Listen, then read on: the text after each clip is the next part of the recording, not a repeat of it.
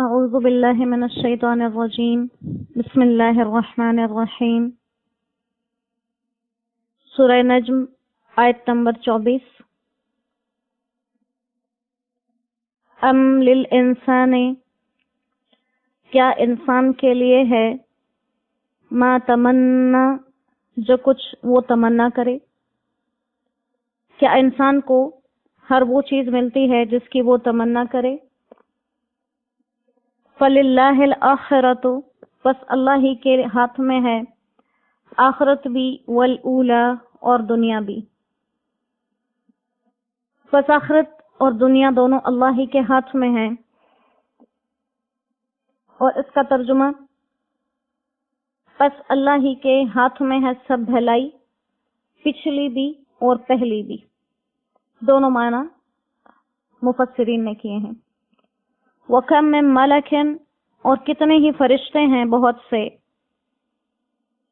فِي السَّمَاوَاتِ آسمانوں میں لَا تُغْنِي شَفَاعَتُهُمْ شَيْئًا کہ ان کی سفارش کوئی کام نہیں آئے گی الا مگر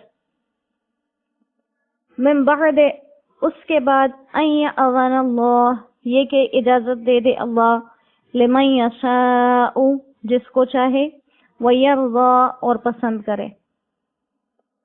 اور آسمان میں بہت سے فرشتے ایسے ہیں کہ ان کی سفارش بھی کچھ کام نہیں آتی مگر جب اللہ ان کو اجازت دے دیں جس کو وہ چاہیں اور جس کو پسند کریں. ان الذین بے شک وہ لوگ لا یؤمنون بالآخرۃ جو آخرت پر یقین نہیں رکھتے لیسمون الملائکۃ وہ نام رکھتے ہیں فرشتوں کے تسمیت الانثی جیسے نام ہوتے ہیں عورتوں کے مؤنث کے. وما لهم به من علم اور ان کو اس کے بارے میں کچھ خبر نہیں. ان يتبعون الا الظن یہ تو صرف اپنے گمان پر چلتے ہیں. وان الظن اور بے شک گمان اور اٹکل اندازے لا یغنی کچھ فائدہ نہیں دیتے من الحق حق کے مقابلے میں شیئا ذرا سا بھی. صدق اللہ العظیم. اللہ سبحانہ و تعالی مشرکین کے بعد اس بات کا تذکرہ کر رہے ہیں ان کے سامنے کہ جو تم نے بتوں کو اپنے لیے معبود بنا لیا اور کبھی ان بتوں کو اللہ کی بیٹیاں قرار دے دیتے ہو اور ایک بھونڈی قسم کی تقسیم کر دیتے ہو. یہ صرف محض نام ہے جو تم نے تمہارے آباء و اجداد نے بنا لیے اور ایسے نہیں بنا لیے کہ ان کی کوئی سند آسمان سے آئی ہے بلکہ بالکل بے سند باتیں ہیں جو محض اپنے وہم گمان اور تخمین اندازے سے مقرر کرتے ہو حالانکہ تمہارے پاس تمہارے رب کی طرف سے ہدایت آ چکی ہے.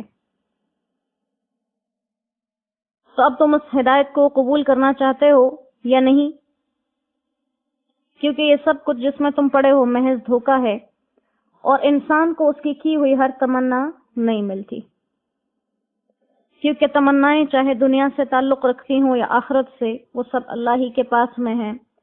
اور اسی طرح تمنائیں جو آج سے پہلے تھیں اور جو آج کے بعد آئیں گی وہ سب بھی اللہ ہی کے پاس ہیں. تو جیسے اللہ سبحانہ و تعالی تمہاری یہ باطل تمنا اس دنیا میں پوری نہیں کریں گے کہ تم اس کے ساتھ شریک بنا لو اور تم فائدے میں رہو، اسی طرح سے تمہارا یہ باطل عقیدہ اور یہ تمہاری باطل خواہش اللہ آخرت میں بھی پوری نہیں کریں گے. اور یہ تمہاری تمنا تمہیں نہ دنیا میں ملے گی نہ آخرت میں ملے گی. اور یہ بت نہ تمہاری دنیا میں سفارش کر سکیں گے نہ آخرت میں تمہاری سفارش کر سکیں گے. ان کو کہیں پر بھی سفارش کا اور اللہ کے سامنے بات کرنے کا کوئی اختیار حاصل نہیں ہے. اور پھر اللہ سبحانہ و تعالی بتوں کی بیکار اور فضول قسم کی اس ایجاد کے بارے میں ان کو توجہ دلا رہے ہیں. یہ بت جنہیں تم محض اپنے ہاتھوں سے بناتے ہو اور نام کے تراشے ہوئے ہیں یہ تمہاری کیا سفارش کریں گے. آسمان تو فرشتوں سے بھرے ہوئے ہیں اور اللہ فرماتے ہیں کہ وہ ایسے فرشتوں سے بھرے ہوئے آسمان کہ ان فرشتوں کی بھی مجال نہیں ہے کہ کسی کے لیے سفارش کر سکیں اور ان کی سفارش کسی کو فائدہ دے سکے. تو وہ جو اتنے قریب ہیں اللہ کے کہ اللہ نے ان کے درجے کی وجہ سے ان کو آسمان میں مقام دے رکھا ہے. انہیں کوئی انسان اذیت نہیں دے سکتا, انہیں کوئی زیرو تکلیف نہیں دے سکتا, کسی کے مجال نہیں کہ فرشتوں کے پاس پہنچ سکیں. تو اتنے بلند مرتبے پر ہونے کے باوجود فرشتے کسی کے لیے سفارش اپنی مرضی سے نہیں کر سکتے. تو یہ بت جنہیں تم نے اپنے ہاتھوں سے بنایا ہے, یہ تمہارے لیے کہاں سے سفارش کر سکیں گے؟ اور فرشتوں کو سفارش کی اجازت ہوگی صرف ایک صورت میں کہ الا من بعد ان یاذن اللہ, اللہ اگر کسی کو اجازت دے دے. اگر اللہ ان کو اجازت دے دے کہ سفارش کرو تو وہ سفارش کر سکتے ہیں. اور ان میں سے بھی کوئی اللہ کو مجبور نہیں کر سکتا, بلکہ لمن یشاء, اللہ کی اپنی مرضی ہے. وہ یرضا, اور اللہ کی اپنی پسند ہے. وہ جس کے لیے بغیر کسی رضامندی کے خود اپنی رضا سے فیصلہ کر دے, وہی انسان, وہی فرشتہ, وہی ذات, وہی چیز سفارش کر سکتی ہے.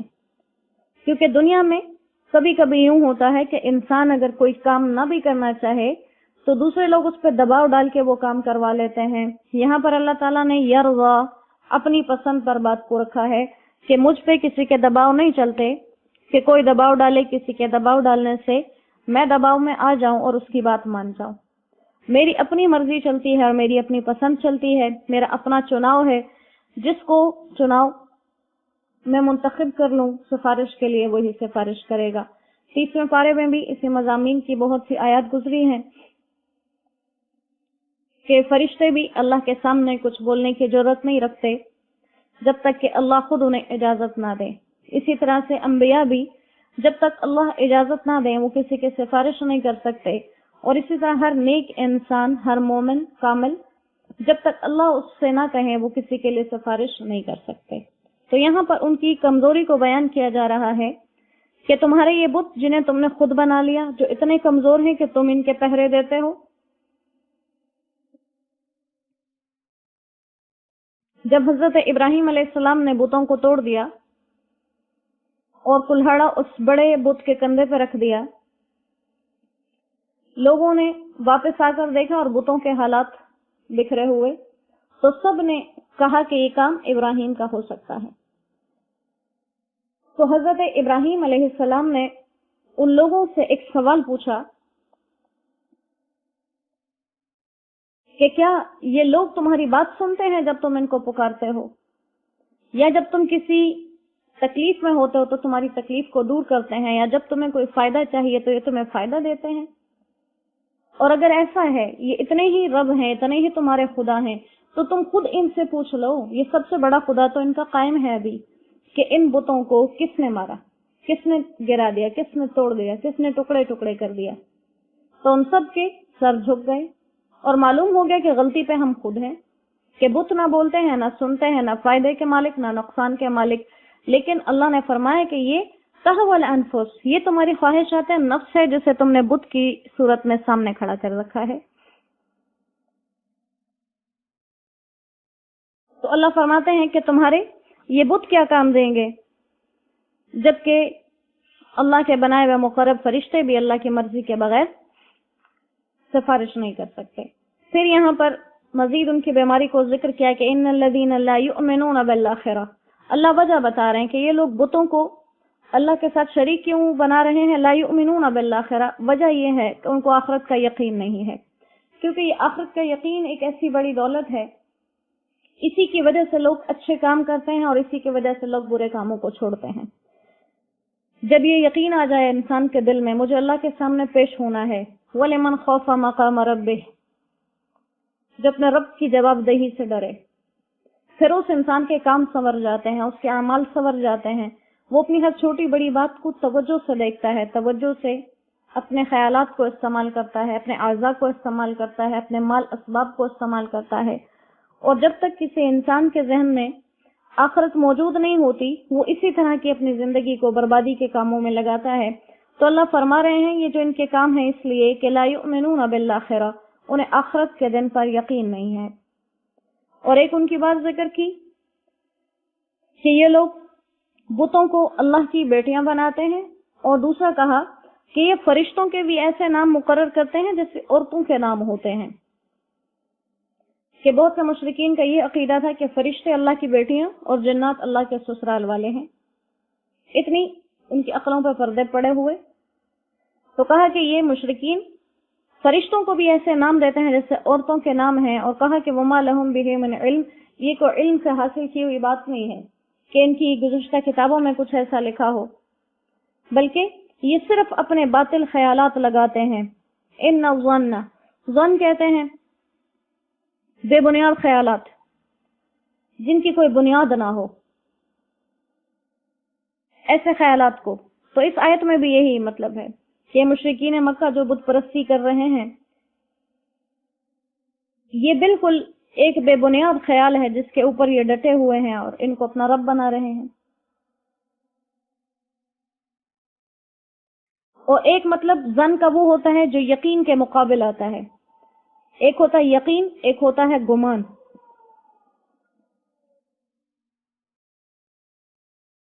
یقین ایسی بات کے لیے بولا جاتا ہے جس میں کسی طرح کی شک و تردد کی گنجائش نہ ہو،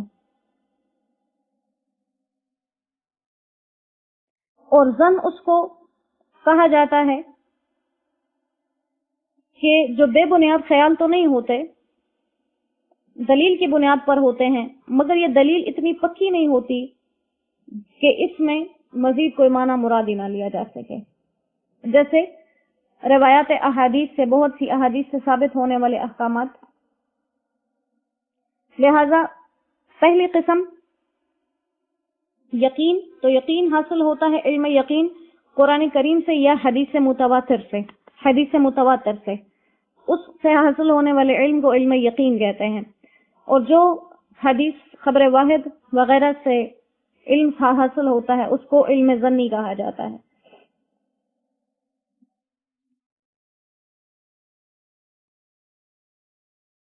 تو یہاں پر وہ ظن مراد نہیں ہے کہ جو عام احادیث سے ثابت ہوتا ہے، بلکہ یہاں وہ ظن مراد ہے جس کا مطلب ہوتا ہے بے بنیاد، سرے سے بے بنیاد، جن کی کوئی بنیاد ہی موجود نہ ہو، جن کی کوئی اصل اصول ہی نہ ہو۔